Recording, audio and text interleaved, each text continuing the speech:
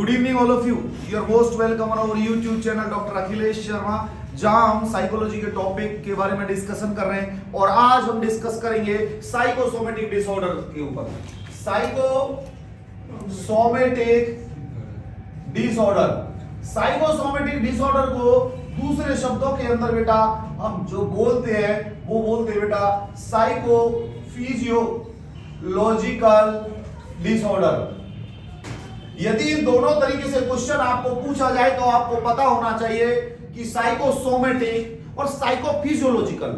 Psycho means तो आपको condition पता है, साइको मींस क्या हो गया, माइंड या मेंटल। सोमेटिक का मतलब होता है बेटा बॉडी। इसका कहने का मतलब यह है कि यदि किसी पर्सन के माइंड के अंदर prolonged stress, tension, anxiety, depression, यदि कोई चीज किसी पर्सन के अंदर प्रोलॉन्ग्ड रहती है तो वो क्या करता है, बॉडी के अंदर फिजिकल इलनेस पैदा कर देता है, जिसको क्या बोलते हैं, साइकोसोमेटिक डिसऑर्डर। दूसरे शब्दों में साइकोफिजियोलॉजिकल डिसऑर्डर। ये साइको माइंड के अंदर प्रोलॉन्ग्ड स्ट्रेस, टेंशन और एंजाइटी उस पर्सन के फिजियोलॉजिकल डिस्टरबेंस कर देता है, उसकी फिजियोलॉजी को बिगाड़ देता है। According to Handroth, psychosomatic disorder are those physical disorders which are initiated presence of meaningful psychosocial environmental stressors। इसका कहने का मतलब है साइकोसोमेटिक, इसका आपको डेफिनेशन में लिख देता हूं। Psychosomatic disorders are physical disorders which are initiated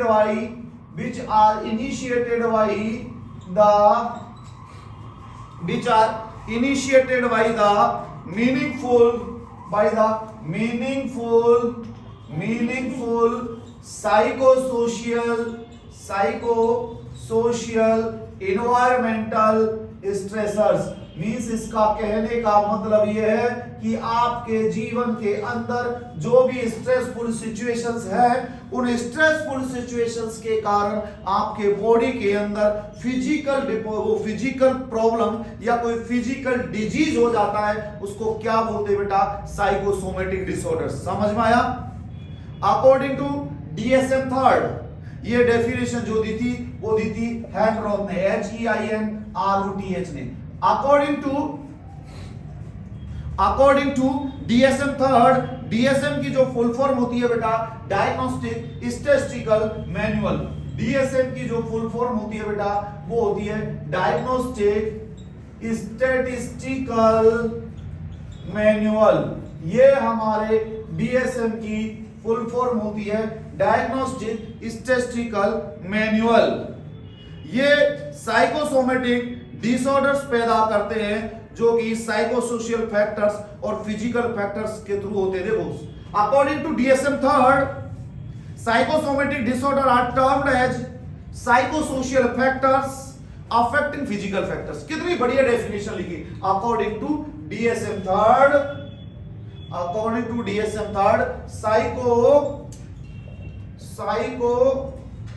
psychosomatic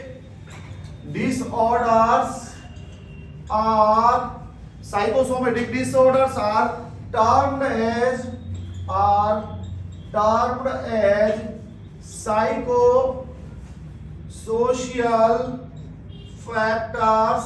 termed as psychosocial factors affecting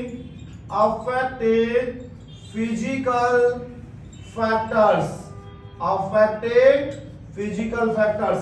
definition समझ में आई आपको? जो मैंने लाइन में आपको बोला, साइको मींस बेटा आपके साइकोसोशियल फैक्टर्स, आपके माइंड के अंदर स्ट्रेस, टेंशन, एंजाइटी, कुछ प्रॉब्लम, मेंटली प्रॉब्लम आपके बॉडी के अंदर फिजिकल प्रॉब्लम्स पैदा कर देती है, इसको क्या बोलते हैं बेटा, साइकोसोमेटिक डिसऑर्डर्स। ये क्वेश्चन बहुत बार एग्जाम्स के अंदर पूछा जाता है। अकॉर्डिंग टू फ्रेंच एलेक्जेंडर को फादर ऑफ साइकोसोमेटिक मेडिसिन बोला जाता है। फ्रेंच एलेक्जेंडर इसको क्या बोला जाता है बेटा? Father of psychosomatic medicine. Father of psychosomatic medicine is the French Alexander. तो दोस्तों, जब हम साइकोसोमेटिक या साइकोफिजियोलॉजिकल डिसऑर्डर्स के बारे में जब हम बात करते हैं तो बेटा दो शब्दों में आना चाहिए, साइको और सोमेटिक। सोमा मीन्स बॉडी और साइको मीन्स माइंड। जो फ्रेंच अलेक्जेंडर ने फादर ऑफ साइकोसोमेटिक मेडिसिन है, उसने 7 आपको लिख देता हूं, फ्रेंच FRANZ फ्रेंच अलेक्जेंडर ने साइकोसोमेटिक डिसऑर्डर्स को 7 साइकोसोमेटिक इलनेसेस के अंदर डिवाइड किया गया। 7 साइकोसोमेटिक इलनेसेस कौन कौन सी होती है? सबसे पहले होता है ब्रोंकियल अस्थमा। इसका कहने का मतलब है कि जब आप ब्रोंकियल अस्थमा पढ़ेंगे तो आपको पता होना चाहिए bronchial asthma can be a result of prolonged stress, tensions और एंजाइटी। दूसरा, अल्सरेटिव कोलाइटिस मींस कॉलन के अंदर कोलाइटिस, आइटिस मींस इन्फ्लामेशन, तो कोलाइटिस मींस कॉलन का इन्फ्लामेशन और अल्सर पड़ जाना, ये भी साइकोसोमेटिक इलनेस है। पेप्टिक अल्सर, थोड़ा सा डिस्टर्ब हो गए थे टेक्निकल एरर के कारण, कोई दिक्कत नहीं। अब हम डिस्कस जो हमारा कंटिन्यू करते हैं, हम डिस्कस कर रहे थे साइकोसोमेटिक इलनेसेस के बारे में। तो साइकोसोमेटिक इलनेस का हमने इंट्रोडक्शन पढ़ा, डेफिनेशंस पढ़ी। तो फ्रेंच अलेक्जेंडर, ये फ्रेंच अलेक्जेंडर कौन है बेटा? ये है हमारा फादर ऑफ साइकोसोमेटिक मेडिसिन। ये कौन है बेटा? हमारा father of psychosomatic medicine, French Alexander. दोस्तों, इसके हिसाब से सबसे पहला जो डिजीज है वो है bronchial asthma. Bronchial asthma psychological cause के कारण हो सकता है, प्रोलॉन्ग स्ट्रेस, टेंशन और एंजाइटी के कारण ब्रोंकियल अस्थमा हो सकता है। दूसरा, ulcerative colitis. Itis means inflammation, colon के इन्फ्लामेशन को कोलाइटिस बोला गया है। अल्सरेटिव मींस अल्सर, अल्सर हो गए। नेक्स्ट हो गया हमारा पेप्टिक अल्सर। पेप्टिक अल्सर जो होता है बेटा, ये प्रोलॉन्ग्ड स्ट्रेस एंड टेंशन से डिहाइड्रेशन होता है, उस डिहाइड्रेशन के कारण एसिडिटी होती है, उस एसिडिटी के कारण ये धीरे धीरे यदि प्रोलॉन्ग्ड स्ट्रेस यदि रहता है तो ये लीड करता है पेप्टिक अल्सर। इसके बाद जो नेक्स्ट जो आता है बेटा, neurodermatitis. Neurodermatitis means inflammation of dermis layer is an dermatitis. तो न्यूरोडर्मेटाइटिस है क्या है बेटा? न्यूरोडर्मेटाइटिस हमारे क्या है बेटा कि ये साइकोसोमेटिक डिसऑर्डर है। नेक्स्ट जो आता है हमारा वो है बेटा thyrotoxicosis. Thyrotoxicosis means thyroid gland के टॉक्सोइड इफेक्ट्स, थायराइड ग्लैंड का एक्स्ट्रा स्टिमुलेट होना। टॉक्सिक इफेक्ट मींस सीक्रेशंस बढ़ जाना, T3, T4, TSH के, ये होता है थायरोटॉक्सिकोसिस। एक होता है बेटा rheumatoid arthritis, RHEUMATID, arthritis means ये जो इन्फ्लामेशन होता है, आर्थराइटिस मींस जॉइंट्स का inflammation, rheumatic means beta haemolytic streptococci के कारण जो इन्फ्लामेशन, जो इन्फेक्शन होता है उसको रूमेटेड आर्थराइटिस बोलते हैं। और एक हो गया बेटा हाइपरटेंशन। मेरे बच्चों, आपको मैंने एक चीज बताई कि ये जो 7 डिजीज है, ये 7 डिजीजेज, ये कौन है, क्या है? ये है बेटा साइकोसोमेटिक डिसऑर्डर्स। आपको एग्जाम में लिखना है, psychosomatic disorders are the result of prolonged stress and tensions. Psychosomatic disorders are explained by French Alexander. French Alexander is the father of psychosomatic medicine. तो पहला ब्रोंकियल अस्थमा, दूसरा अल्सरेटिव कोलाइटिस, तीसरा peptic ulcer, चौथा neurodermatitis, पांचवा thyrotoxicosis, 6 rheumatoid arthritis और 7वां hypertension. ये 7 disease हमारे क्या कहलाते हैं बेटा? Psychosomatic illness. The other disorders are eating disorders such as bulimia nervosa, anorexia nervosa. Eating disorders आपको मैं बता दूं बेटा, ईटिंग डिसऑर्डर्स 2 होते हैं। एक होता है बुलिमिया नर्वोसा, एक होता है बेटा एनोरेक्सिया नर्वोसा। बुलिमिया नर्वोसा होता है बेटा एक्सेसिव ईटिंग, बहुत ज्यादा खाना खाना। इसको दूसरे शब्दों में बिंजिंग एंड पर्जिंग बोला जाता है। पहले खा लिया बहुत। सोनाली की हम घर पे गए, इसके घर में इसके चाचा जी की शादी थी, हमने उनके यहां बहुत सारा खाना खाया, गाजर का हलवा बच गया, बंदा जाके अपनी फिंगर करके उल्टियां कर रहा है और गाजर के हलवे के लिए जगह बना रहा है। या ऐसे लोग लग्जेटिव्स यूज करते हैं, स्टूल सॉफ्टनर। अब ये समझ में नहीं आता, खाना मुंह से खाया जाता है, स्टोमक के अंदर स्टोरेज होता है और स्टोमक से 30 से 40 ml फूड धीरे धीरे हमारे आंतों के अंदर जाता है और वहां से डाइजेशन होता है और लास्ट में जो हमारे रेक्टम का काम है वो तो क्या है, एक स्टोरेज टैंक है कि आपने जो खाना खाया है उसको पचा के वहां पे जो रखा जाएगा और उसको बाहर का रास्ता आप दिखा देंगे। उसको खाली करने से मुंह में जगह कैसे बनेगी, उसको खाली करने से पेट में जगह कैसे बनेगी, ये समझ से परे है। बट ये एक साइकोलॉजिकल डिसऑर्डर है, साइकेट्रिक डिसऑर्डर है। आपने शादी में देखा होगा कई फीमेल घूंघट की आड़ में प्लेट के अंदर सब सामान रख लेती है, चावल वावल रख लेती है, हलवा पूरी सब्जी रायता गुलाब जामुन सब डाल लिया। अब पापड़ के लिए जगह नहीं बची तो वो क्या करती हैं, चावल में बीच में जगह बना के पापड़ को खड़ा कर लेती है। They want to eat excessive and afterwards they will destroy the food. खाना फेंकना गलत है। कई विद्वान लोग बोलते हैं खाना लो जितना थाली में खा सको, ऐसा ना हो कि नाली में फेंकना पड़े। खाना लो थाली में जितना खा सको, व्यर्थ ना जाए नाली में, ऐसा एक उद्बोधन है। तो bulimia nervosa is the excessive eating और anorexia nervosa is the less eating। ऐसे लोग एनोरेक्सिया नर्वोसा वाले खाना नहीं खाते। ये क्या करते हैं, ये एनोरेक्सिया नर्वोसा वाले क्या करते हैं भैया, बोले जी हम तो चीनी नहीं खाते, क्या हनी लेते, बोला शिकंजी पीते, तो मैंने बोला चीनी मिला लो, बोला नहीं हम तो शुगर फ्री मिलाते, नमक मिलाते, चीनी से मोटे हो जाते हैं। नीट पानी पीते हैं, ड्राई पानी लेते हैं, ये सलाद खाते हैं, रोटी नहीं खाते। ऐसी कंडीशन में एनोरेक्सिया नर्वोसा बोलता है, जिसके अंदर उनको खाने की क्षमता सारी कम हो जाती है। साइकोलॉजिकल डिसऑर्डर्स है, आजकल बहुत फैला हुआ है लोगों के बीच में। जो मोटे हैं वो पतला दिखना चाह रहे हैं तो क्या करते हैं, खाना छोड़ देते हैं। ये बड़ी प्रॉब्लमेटिक चीज है, क्योंकि खाना छोड़ने से मसल वेस्टिंग होती है। आपके बॉडी के अंदर प्रॉपर फैट, कार्बोहाइड्रेट और प्रोटीन का डिपोजिशन होना चाहिए, लेकिन आप खाना छोड़ छोड़ के। फिर वो लोग क्या करते, यदि एक टाइम में खाना नहीं मिला ना तो बोलते चक्कर आ रहे हैं।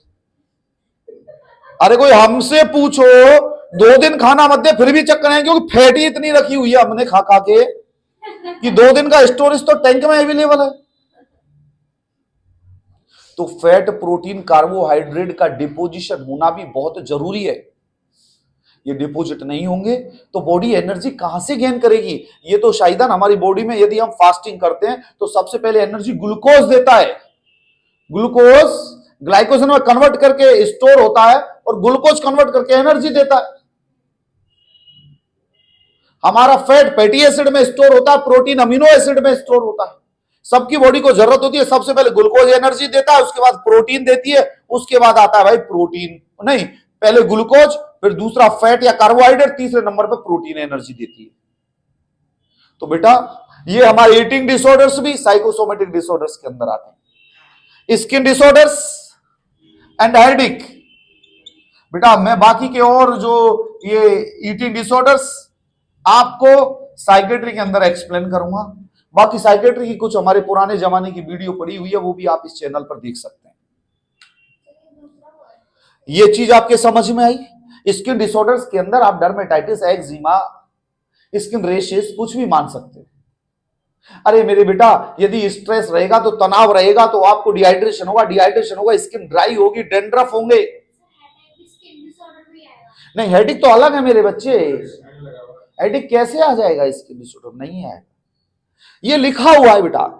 ये सब क्या है? Psychosomatic disorders. ये सब रिजल्ट है प्रोलॉन्ग्ड साइकोलॉजिकल कॉजेस का। Prolonged psychological stress and tensions will change in the physical symptoms that is known as the psychosomatic disorders। ये चीज समझ में आई? एक हमारे जॉर्ज एंजिल साहब हुए, ये मैं आपको रब कर दूं, ये लिख लेना, इसका फोटो खींच लो आंखों के अंदर और बसा लो। जॉर्ज एंजिल ने हमारा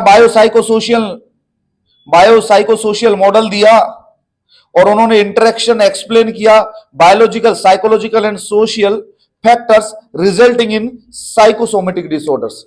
देखो बेटा, जॉर्ज एंजिल,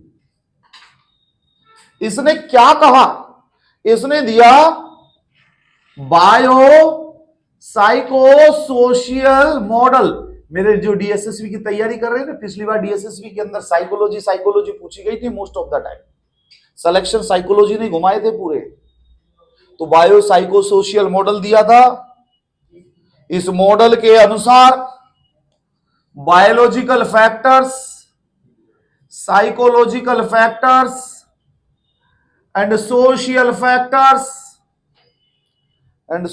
फैक्टर्स लीड करते हैं बेटा क्या? Psychosomatic disorder. समझ में आया बेटा? लीड्स, ये समझ में आया आपको? लीड क्या करते हैं? Psychosomatic disorders. ये चीज समझ में आई आपको? बड़ा इंपॉर्टेंट कॉन्सेप्ट है इनके। जब हम इसको एक डायग्रामेटिक समझते हैं कि ये तीनों चीज एक तीसरे से रिलेटेड होती है, तो सबसे पहले आगे हम बायोलॉजिकल, इस बायोलॉजिकल के अंदर क्या क्या लिखेंगे?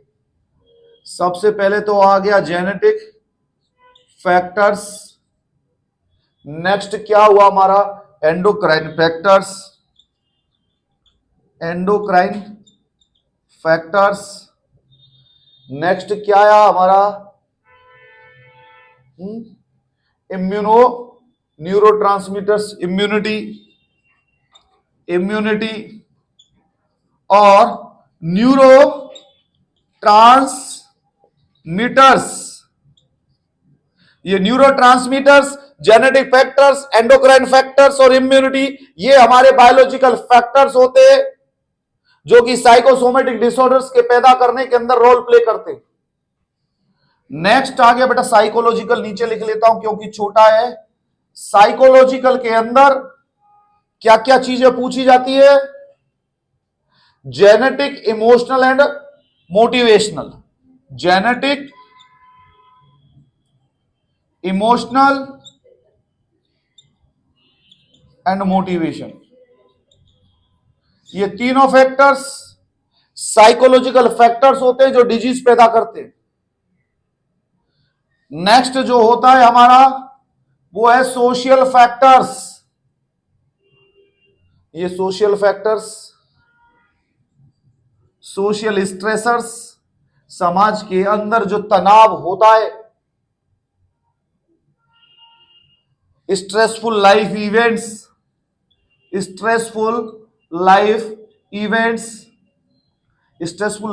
जैसे हस्बैंड वाइफ में से कोई एक निकल जाए, किसी का डाइवोर्स हो जाए, किसी के बच्चों को कुछ प्रॉब्लम हो जाए, किसी की पढ़ाई ना हो पाए, पॉवर्टी आ जाए, गरीबी हो, घर के अंदर फैसिलिटीज ना हो, ये सारी सिचुएशंस स्ट्रेसफुल सिचुएशंस होती हैं। सोशल स्ट्रेसर्स, जैसे यदि किसी के पास दहेज नहीं है देने को, लेकिन हमारे समाज ने दहेज प्रथा को स्टार्ट कर रखा है, एक गरीब माँ बाप के लिए वो बड़ा तनाव रहता है कि वो कहां से पैसे दे और कहां से लेके आए।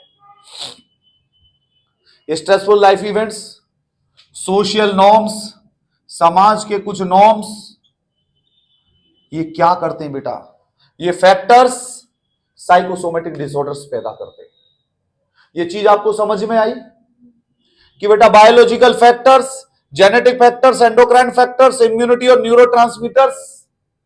Biological means genetic factors, endocrine factors, immunity और न्यूरोट्रांसमीटर्स मींस हमारे ब्रेन के अंदर कुछ ऐसे केमिकल एजेंट्स पाए जाते हैं जो कि नर्व इंपल्सेस और इंपल्सेस को कैरी करते हैं। एग्जांपल डोपामिन, एस्टाइलिन, कोलिन और ये सब न्यूरोट्रांसमीटर्स पाए जाते हैं। सोशल के अंदर social stressors, stressful life events और सोशल नॉर्म्स। साइकोलॉजिकल के अंदर जेनेटिक, इमोशनल एंड मोटिवेशन। ये सारे कॉज क्या हो गए बेटा, ये जॉर्ज एंजल का एग्जांपल है। जॉर्ज एंजल ने एक्सप्लेन किया है। ये बायोसाइकोसोशियल मॉडल है जो कि साइकोसोमेटिक डिसऑर्डर पैदा करने के अंदर रोल प्ले करता है। तो यदि कल कोई क्वेश्चन आपसे साइकोसोमेटिक डिसऑर्डर से रिलेटेड पूछा जाए तो आप जवाब दे सकते हैं कि psychosomatic disorders are the result of prolonged stress, tensions and anxiety in the life and that will lead the physical illnesses in a human being। ये चीज समझ में आई? तो ये हमारा साइकोसोमेटिक इलनेसेस का टॉपिक कंप्लीट होता है। बाकी की और हमारी वीडियोस देखने के लिए हमारा YouTube channel doctor Akhilesh Sharma subscribe करें, शेयर करें और बताएं और कमेंट जरूर करें। Thank you so much, bye bye, take care.